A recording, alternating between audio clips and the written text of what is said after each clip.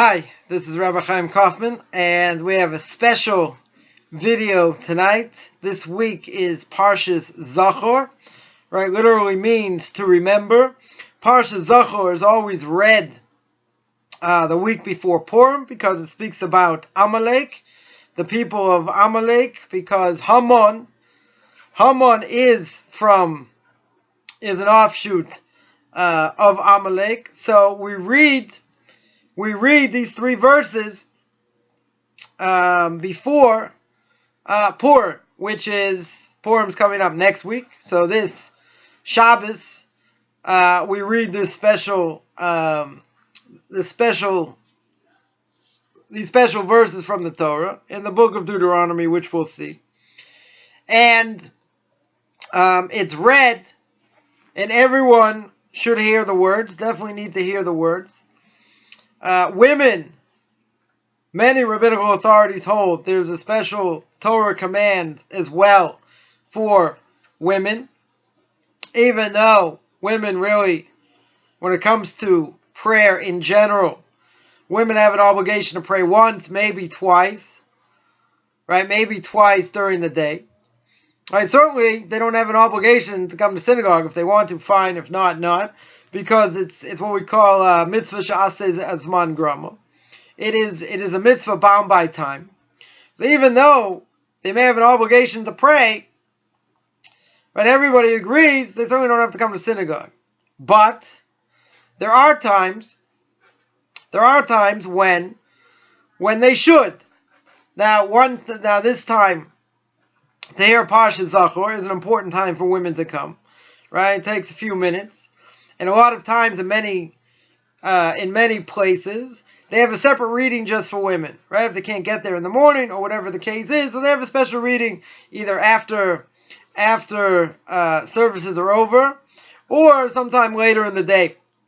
It only takes a few minutes because it's only a few verses, but many rabbinical authorities hold that it's an obligation for women from the Torah. It's also a custom. Well, I'll just speak about that for a second. It's also a custom women hear the shofar, right? So even if they don't get to synagogue, etc., they also have special shofar blowing for women. So whatever, just mention that as well. So Parshas Zachor is read. It's the end of Parshas Kiteitzei in Deuteronomy. It's Deuteronomy chapter 25, verses 17 to 19. So the Torah here says, remember, again, Deuteronomy chapter 25, 17 to 19. It says, remember what Amalek did to you on the way when you were leaving Egypt. He happened upon you on the way. He struck those of you who were hindmost, meaning in the back, all the weaklings at your rear when you were faint, exhausted, and he did not fear God. It shall be when Hashem your God gives you rest from all your enemies all around in the land that Hashem God gives you as an inheritance to possess it. You shall wipe out the memory of Amalek from under the heaven. You shall not forget. Those are the verses. So I have to see exactly what all this means. Again, the obligation when you're standing in synagogue is to wipe out the memory of Amalek. Now let's go back in history. There was a command given to King Saul to wipe out all of Amalek. Right? Go back to Shmuel. Right? Samuel 1, I think chapter 15. 15 or 16. Over there. And he had compassion on the animals and on the women. He didn't kill everybody like the command was. So and he left the king alive. He left King Agag, or Agag. He left him alive. And he left him alive, and he was with a certain woman that night. And the offspring of that union was Haman. Right? Haman, years later, came from this offspring. So there was an obligation to wipe out Amalek. And therefore, since Saul didn't do it,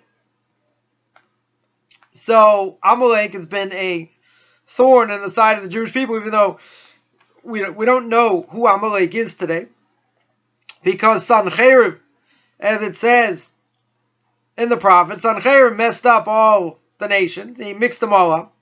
So we don't know who's who. If we did know who Amalek was, right, then we'd have an obligation to destroy them. But we don't know. Right? We don't know who Amalek is. Some say that there was no doubt that the Germans, since they were so cruel, right, they were the seed of Amalek. The Talmud tells us that there's a place called Gromamia, obviously sounds similar to Germany, that if you take all these princes together, you put them together, and they're unified, they're going to destroy the world. Right? And we see that's what happened in the 1850s. Mr. Otto von Bismarck put all these feudal states together, right? You know, these German feudal states, made them into one nation. And what did they do? They, First World War, Second World War, tried to destroy the world. So, the cruelty that they used, very similar to Amalek. That's why many hold that the Germans were an offshoot of Amalek, but again, we don't know for sure. That's true, but it seems like that makes sense. So let's analyze. Let's analyze the verses a little bit and see what this is all about. Because the idea is that we have an obligation to wipe them out. Well, we can't do it physically, right? We can't do it physically. So the question is, what's the purpose of the mitzvah here? So in order to understand the purpose of the mitzvah of doing this, again, this is a Torah obligation. So the mitzvah itself, we have to understand what it's all about. So the Torah here says, remember what Amalek did to you on the way when you were leaving Egypt. What did they do? They happened upon you on the way, struck those of you who were hindmost, all the weak with your rear. When you were faint, exhausted, you did not fear God. Now, when did they attack? They attacked when they came out of Egypt. Now imagine, right? Imagine how much hatred they have for the Jewish people. The Jewish people just came out of Egypt. They come out of Egypt, they're on the biggest high in the world.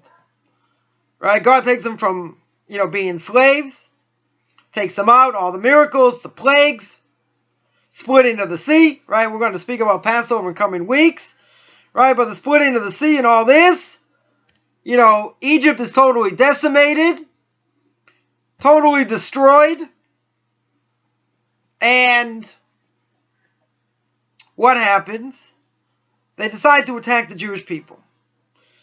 So not only that, so we'll explain that in a second. It says, he happened upon you.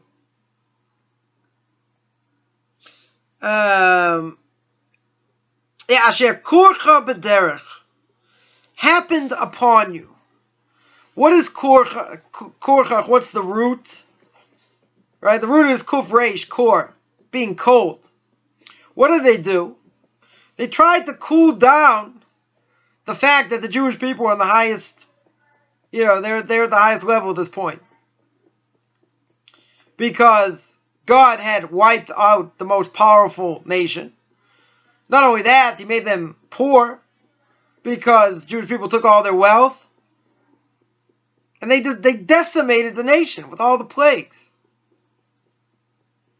You had the vermin that came. You had the wild animals. They just destroyed everything. Totally decimated the country. So, the first thing is, korchach b'derech, that we translate here, it happened upon them on the way. So the first thing to understand is, what did they cool down? Right, we're going to say the word korchach means to cool down. What did they cool down? Amalek, it says here also, they happened upon the way.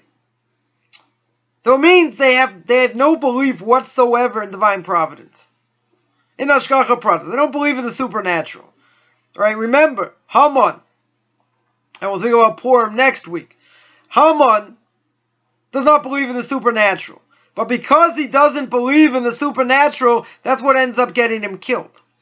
Because if we know from the end of the story of the Megillah, in the book of Esther, Esther is just told Achashverosh that Haman wants to destroy her people. Achashverosh goes to cool off, goes outside, and he's got this $1 million garden, and all these angels, dressed up as workers, are outside chopping everything down. Destroying. Imagine you go out there to relax, smell a breath of fresh air, and what happens? All being destroyed. So Achashverosh is livid. He's like, who told you to do this? It's the first time you ever see an angel tells a lie. Haman told us to do this. They have to understand, Achashverosh and Haman are like two peas in a pod. They both hate the Jewish people as much, Achashverosh hates the Jewish people as much as Haman does. And they both rose to politics in similar ways. So he's not going to kill him straight away. So what happens? He comes back home, walks inside, and he sees Haman in a very precarious position. He's asking Esther, he's pleading for his life, and he's propped on her bed in a certain way, and he can't move. He's wedged by angels that are pinning him down. He's in a very precarious position. Achashverosh walks in, and he says, what, you're going to try and take my queen in front of my face? And Haman, what can he do? He can't tell him that they're angels pinning me down. He saw that these were angels. But Haman doesn't believe, because he's Amalek, they don't believe in the supernatural. Because he doesn't believe in the supernatural, this is it. And Haman still doesn't want to kill him. Until he's told by Charvona. Right? Who is Charvona? Charvona is Eliyahu Hanavi. He's Elijah the prophet. Charvona says, yeah, look what he wanted to do to Mordechai. And he sees a gallows. 50 feet high. And Achashverosh still doesn't want to kill him, but then Achashverosh thinks, if he made a gallows for Mordechai, who's to say he wouldn't do it to me? And he finally kills him. But again, Haman is Amalek. Amalek does not believe in the supernatural. Does not believe in divine providence. So the first thing here is, he happened upon you on the way. Happened upon you means no divine providence, chance. Amalek is very big in believing stuff happens. There's no rhyme or reason. It's my lucky day, it's my unlucky day. No such thing as divine providence. No such thing as God running the world. If all this stuff happens, then either it's a good day or a bad day. So that's one idea. The evilness of Amalek that we have to wipe out, this spirit of impurity, is the fact that they don't believe in divine providence. The fact that everything is chance. And because everything is chance, so whatever happens, happens. Right? Totally not a Jewish concept. And isn't that what a lot of people today believe? Even though many people may say that they believe in God. Even if it's the majority, what does that mean to believe in God? When it's convenient. When the chips are down. Right? Maybe it's easier to believe in God, because then you have no one else to turn to. But at the same time, if things are going good, do we give God lip service? Probably. Right? Most people do. Doesn't mean anything. Yeah, you can say you believe in it, but it has no effect in your life. That's nothing. So, what did Amalek bring to the world? They brought doubt. No absolute truth. Everything thrown in flux. Everything's a guess. There's no absolutes. Isn't that the world we live in? You tell me, there are thousands, maybe millions of Bible thumpers in the world. Born again, evangelists, whatever you want to call them. But the vast majority give lip service to anything when it comes to religion. Right? Even the ones that say, yeah, I believe in God. Really? You live your life that way? Probably not. Everything's doubt. Everything's about being cynical. Everything's about how much I can put down someone else. Because it's funny. I have a great time at the expense of someone else and 20 people laugh. Right? Obviously that's forbidden. But you see, if everything just seems to be chaos, and there's no rhyme or reason for anything, then I can do what I want. There are no repercussions. You have laws. Yeah, you have laws to keep things in order.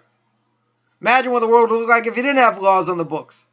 It would look even worse than it does now.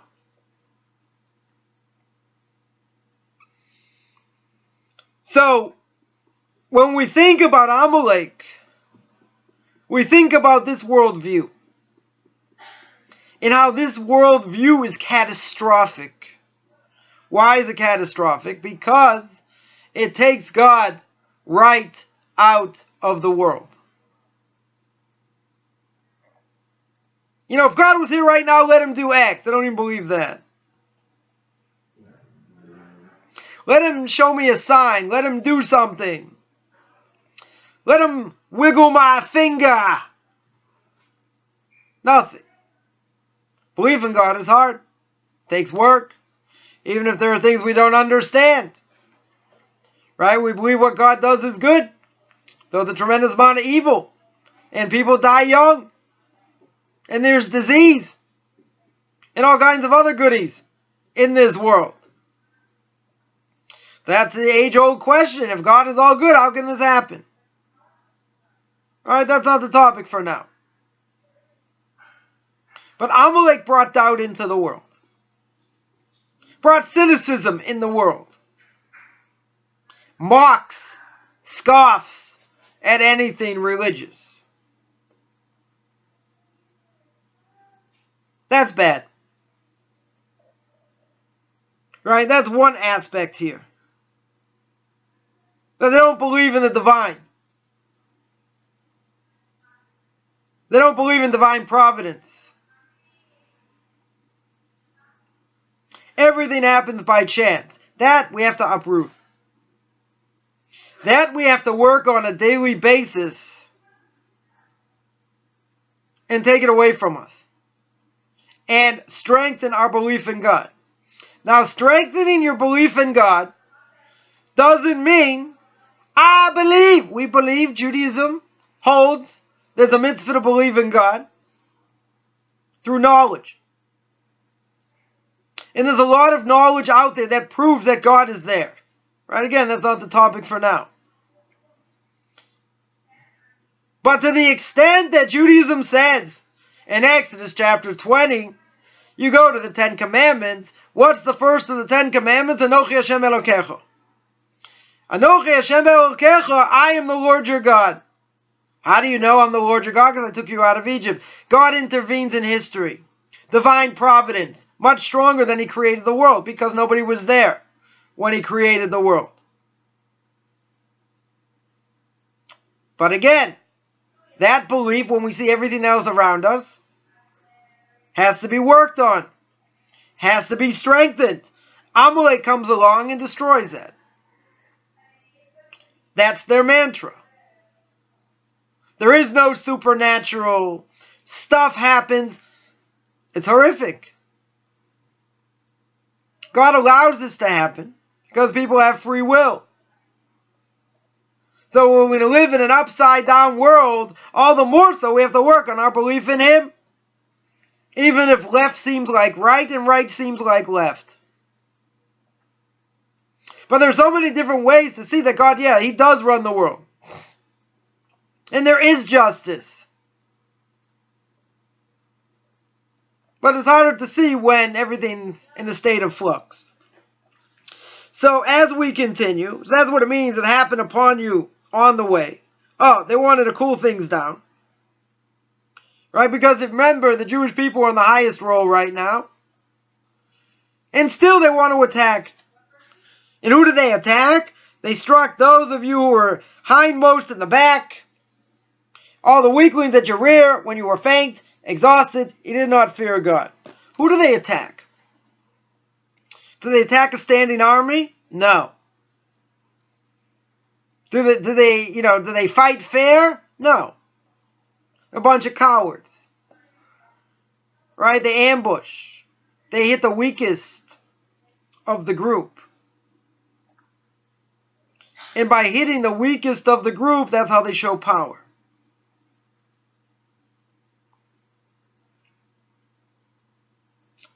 So then the Torah says, when you were faint and exhausted, he did not fear God. Now, remember, the Jewish people come out. The Jewish people come out of Egypt, all the miracles. Didn't the whole world hear about the miracles? Yes.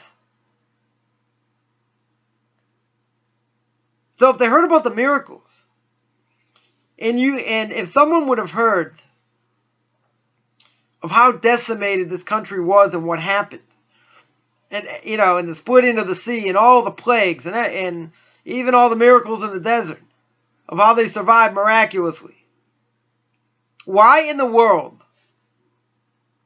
some group on such a role, why in the world would they fight against him? All you're going to do is die and cause your followers to die. Unless, obviously, you cause them to sin, and then God will get angry at them and will help them, but in general, they don't care. You can be on the biggest role in the world, they're going to continue to fight because they hate what you stand for. Even if it means they have to give up their own lives and the lives of their friends, family, etc. So that doesn't make a lot of sense. So let's give you a mashal. Give you a parable. What does it mean they didn't fear God? The parable is, imagine a hot bath. Tremendously hot. Cauldron, huge, whatever it is. It's piping hot. If you touch it, you'll surely get burnt. Right? It's 1,000,000+ degrees. So what do? First person jumps in, gets burned to death. Second person jumps in, gets burned to death. Third person, fourth person, fifth, 10th, all these people die. But you know what? They don't care. The reason? Because the more people that jump in, eventually those waters are going to get cooled down. And then you're going to be able to you'll be able to stand in it. Because it's not going to stay hot forever. And because it's not going to stay hot forever, but they're sacrificing lives to do it. It's an amazing thing. Why in the world would you sacrifice lives to cool it down? Because again, they don't believe in anything. They don't believe in any supernatural. So because of that, it says that they don't have any fear of heaven. Right, so that's the example. They don't fear God.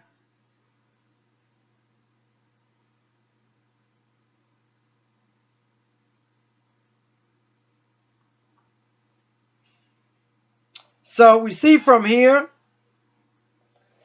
that not only do they strike people weaker than themselves, they also have no regard for anything that God has done in the past or in the present. And they're willing to sacrifice themselves to cool everybody down. Yeah, there are other nations that heard what happened to the Jewish people. Not one of them wanted to start up. Amalek says, we'll do it. Where do I sign up? No problem. I'm willing to give my life. So my language, a lot of sense it doesn't make. Why in the world would they do it? Because they don't value life.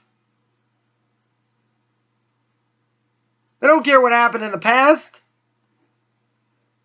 They're going to make a new world order. What's this new world order? We're going to take God right out of the picture. We're going to cool everybody down. We're going to bring out a new philosophy.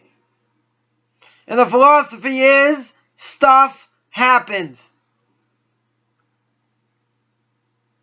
And because of that, there's no supernatural will bring doubt to the world. There's nothing worse than that, because that weakens belief in God. So if you're so strong in your belief, why should you care? Because we can have doubts all the time. Evil inclination is very good at that. Making us think and overthink and rethink and different things. So if there's doubt in the world,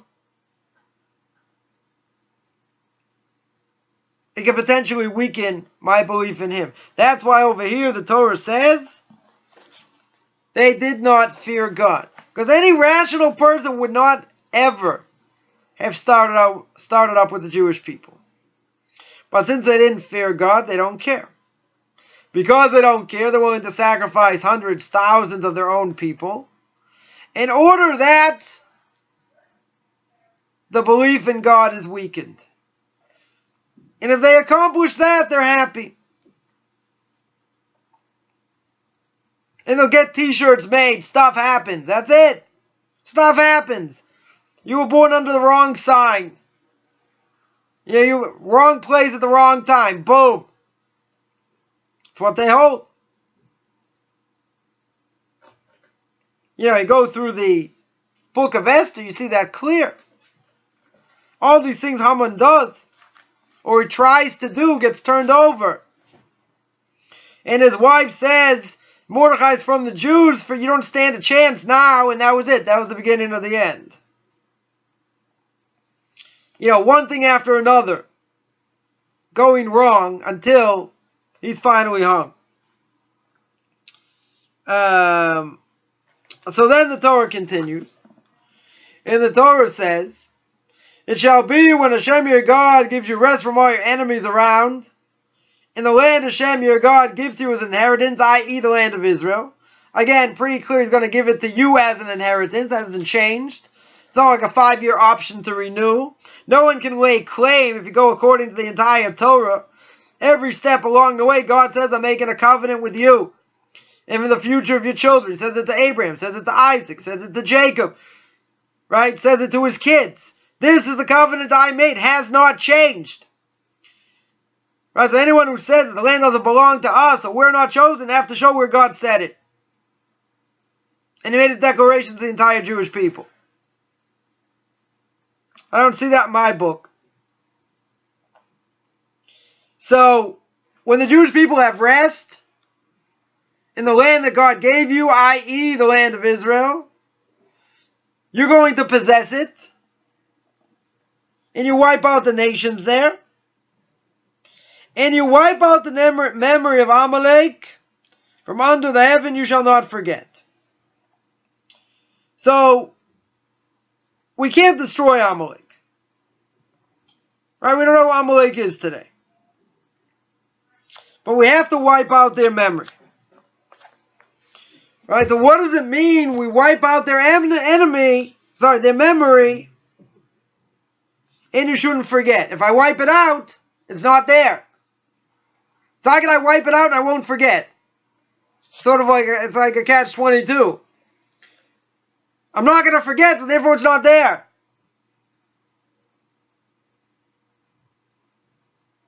Right? I can't have it both ways. I can't wipe it out and then not forget. So, my Rebbe here says My Rebbe Rav Agon Ramoshtar Moshlita should be well. He says, what does it mean to wipe out Amalek? So, we appointed a king, right? We had King Saul. And he said to Shmuel, Shmuel said to him, go out and wipe out. Or he said, what is this I hear? What is the voice I hear? So, he didn't do what he was supposed to do. Right? He didn't wipe everyone out. Now, it's interesting, who cares about the animals? He wanted to use the animals in order to sacrifice. Right? Put them on an altar. So, commentaries tell us that Amalek also engaged in kishuf, in sorcery. And they're able to change themselves into animals. So God said, wipe them all out. The animals he wanted to put on the altar, but they used kishuf. They used sorcery. Because they used sorcery to turn themselves into animals, they were spared. So, because he didn't do what Shmuel had told him, then he loses kingship.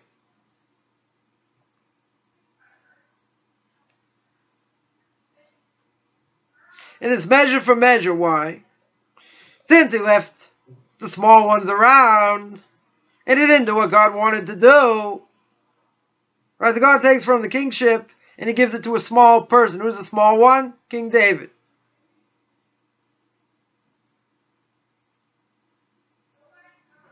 So, therefore, he takes the kingship from King Saul, gives it to David.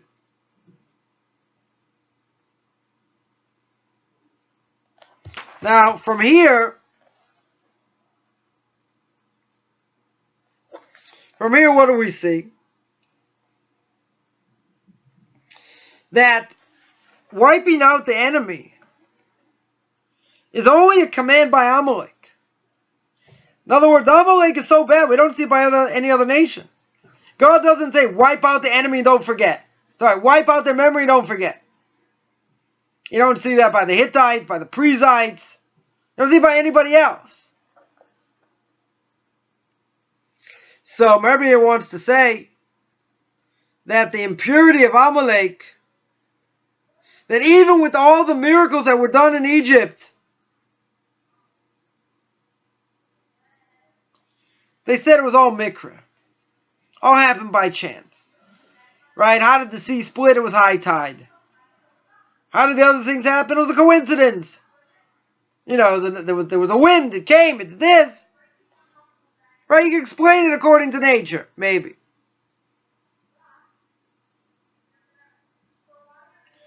So, what's the danger? The danger is, even after hearing about the greatest miracles that ever occurred, didn't faze them one iota.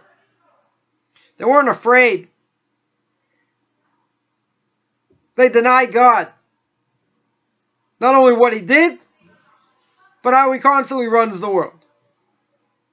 So, weren't there other people more wicked than that? That were idolatrous and did other things?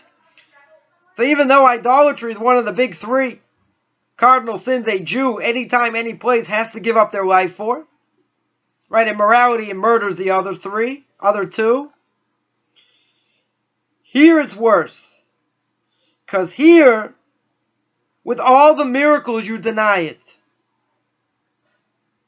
You deny God had any role whatsoever. There is such an idea, I may bring it up when we speak about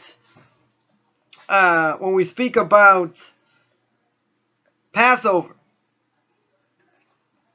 That there is such an idea, all the miracles occurred in Egypt because Saturn was out of orbit. I make no joke. There is such a theory. And the Torah that I have doesn't say that. It says black and white. God did it. God caused it. Destruction, murder, death. He's the one behind it. We say it in the Haggadah. wasn't an angel, wasn't an intermediary, wasn't anyone. God came and did it himself. So we have to see why. Why did he just send messengers to do it? Why did he himself have to come do it? But it's clear. That's what we say. By the Seder at night. And our fathers taught us that, and their fathers taught them that. Until we go back to the giving of the Torah on Mount Sinai. So here you're denying the miracles. You're denying what happened in history because you don't want to believe in supernatural. Isn't that worse than idolatry? You know, there's a good percentage of everything that happened in Egypt we have proof for. Not just like some idea. Right? We actually have proof from papyrus and other things. Not only were the Jews there, but all the plagues and everything else. Right? We don't have 100% proof. We have most of it.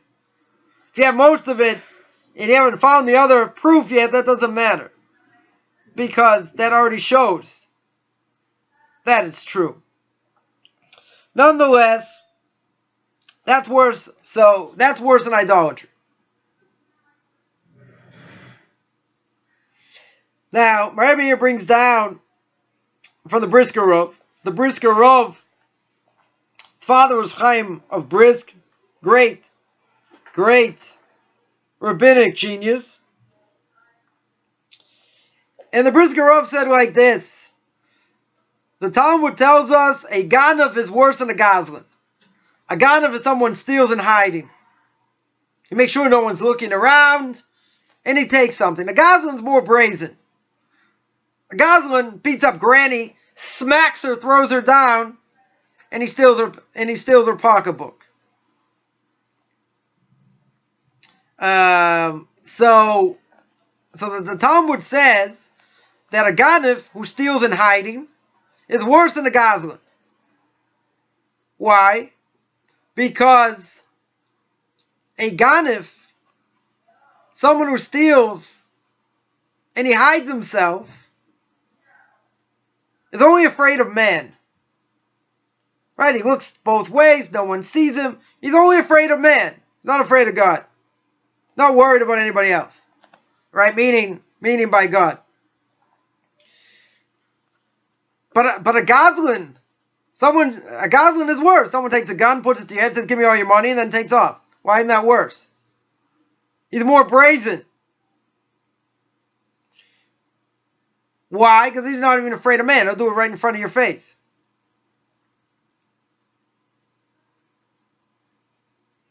So a gazlan only does it based on whatever, based on his needs, based on his thoughts, or not on his thoughts, but really based on what his spirit tells him. What does a ganav do? A ganav thinks. And he figures out how he's going to do things. He's going to do it at night. People won't see him. Right? They make a whole thing of exactly how they're going to do it and how they're going to plan it, and then they actually do it. So what's the comparison? So he says, so too Amalek. What did Amalek do? They come upon the Jewish people, with their own thoughts, with their own ideas. As they were leaving, right? When they come out, they're tired, they're weak. They do it in hiding. They only hit the flank. They don't hit anyone straight up. Right? They hit the weaker ones in the back. But it's more than that. They deny any miracles that ever occurred. So there's no greater impurity than that. It's bad enough. It's bad enough you're only going to go after the weak. Right? You scumbag. You're not gonna fight him straight up. And see how tough you really are. No. You're going to hit the women and the children in the back. You're not going to fight fair, so to speak. So in all the miracles and everything else, that's 10 times worse. That they don't believe in the miracles. And they don't put it in their hearts. So says the Brisker Rov, isn't that worse than any other idol that you worship? Because the reality is, the idol you worship, fine, you're giving it strength it doesn't have. Right, but this is worse. This is denying God intervenes in history. This is denying miracles that everyone else agrees to. That's why I don't see any other nation that attacks them. Because they're afraid. And they should have been afraid. Amalek says, we're not afraid. Come on, we'll take you on straight away. We don't care how many of our people die. There is no God, there's nothing. Okay, let's see.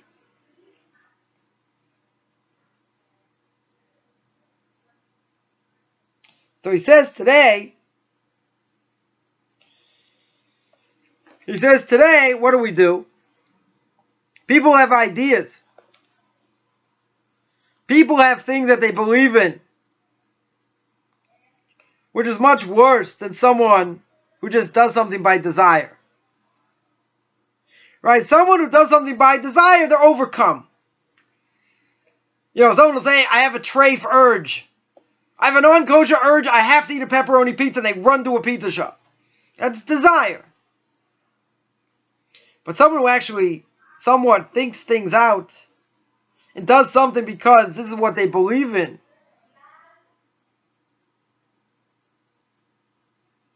why is that worse? Because we can convince ourselves we're doing the right thing. We can convince ourselves that I'm doing it l'shem shamayim, for the sake of heaven. But the reality is, it's the furthest thing from that.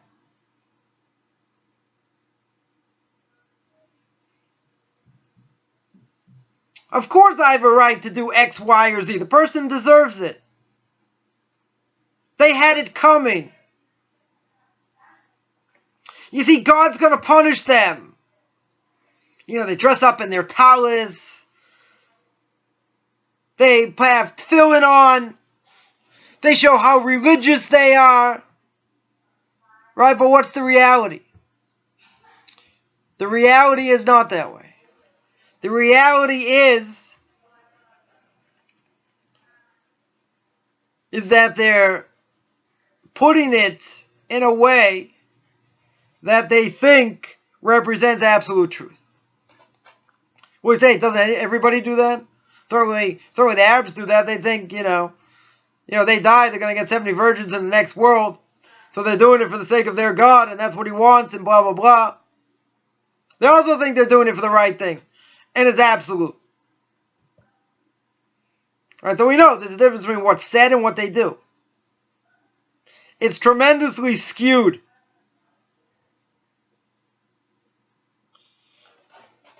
But see, even in our own camp, even if we think we're doing the right thing, we can justify things. And we can do things based on what?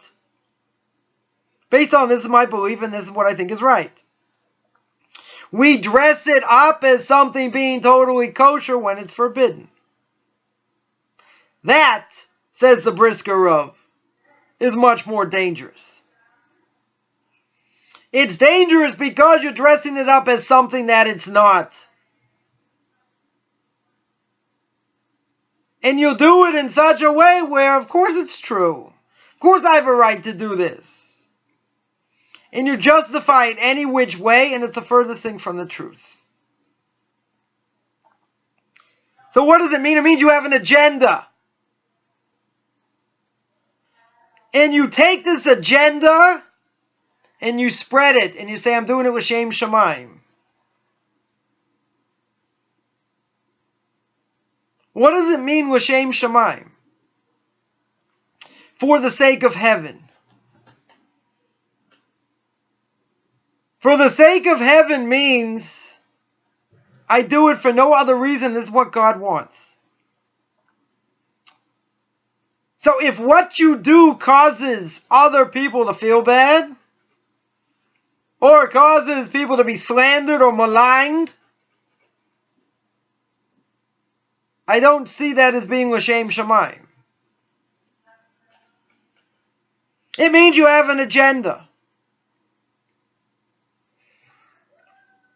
So, I heard a rabbi once say, a 13, 14-year-old student learning in yeshiva, and he has a disagreement with one of the rabbis there, and this 13, 14-year-old speaking to the rabbi, and he tells the rabbi, he says, yeah, I understand, that's your opinion, but he says, I have a different opinion. So the rabbi looks at him and says, no, you're too young to have an opinion. Why does he say that? Because the 13, 14-year-old hasn't really lived that long to establish a full-fledged opinion. Doesn't mean they're stupid. Doesn't mean they don't know anything. It means whatever they know hasn't been probably thought out properly. Can you imagine? 14-year-old, 15-year-old, no, I have a different opinion. Because I have a different agenda. My agenda dictates what I'm going to do and who I'm going to listen to. Or let's call a spade a spade. You know what that is? That's just going down a path of disaster. Because it would seem the only person you want to listen to is yourself. And when you don't take the advice of others who are bigger than you, then you walk a slippery slope thinking you're always right. I have my opinion. Haven't we heard this before? If you say somebody's older and they form an opinion, but it's based on knowledge, it's based on looking into things. You want to disagree with it? You can disagree with it. Go back and forth. But you have what to base it on. 13 to 14-year-old can't do that. They're saying what they think, but it's not based in reality. So the rabbi wasn't putting him down to put him down. He wanted to make a point. And the point is, don't think you're bigger than you are. Don't come to me with an agenda. I don't care what your sources are. I don't care what you believe in. Do not come to me with an agenda. Will not get off the ground.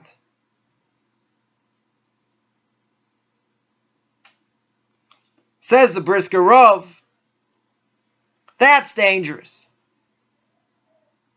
Because when you put other things aside, and that's the most important thing, that's worse than doing something by desire. If you do something by desire, desire overcomes you, okay. We have that sometimes. Person sees something he shouldn't do. He says something he shouldn't say. We have that. It's just, we get carried away sometimes. But to make it an agenda,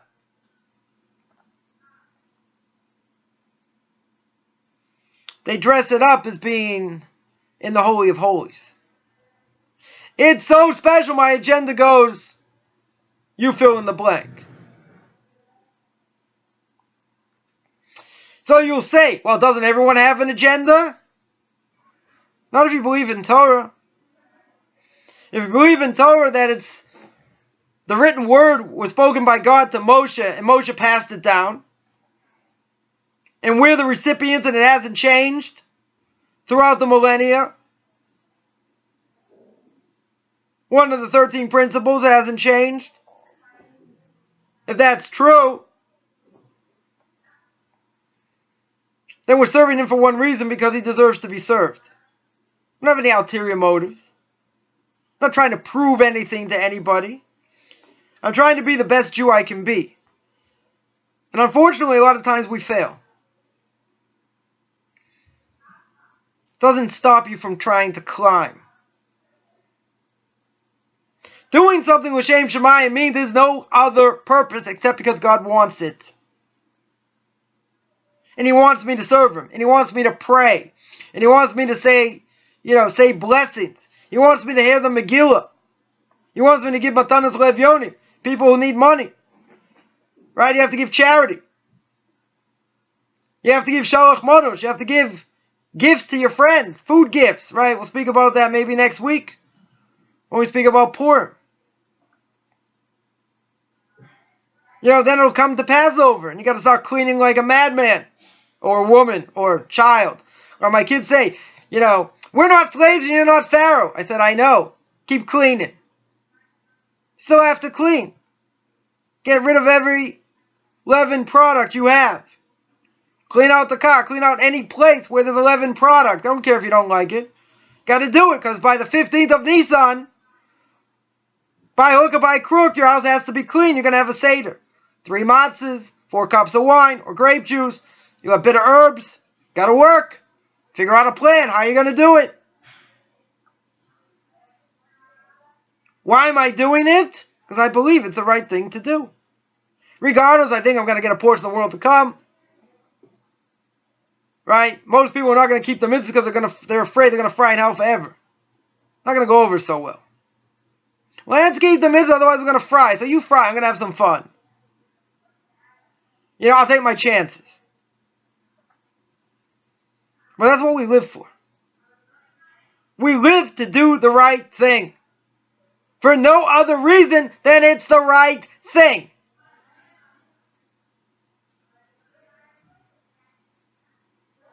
I do it because God commanded me to do it. That's it. Whether I understand it more, I understand it less, that's what I have to do.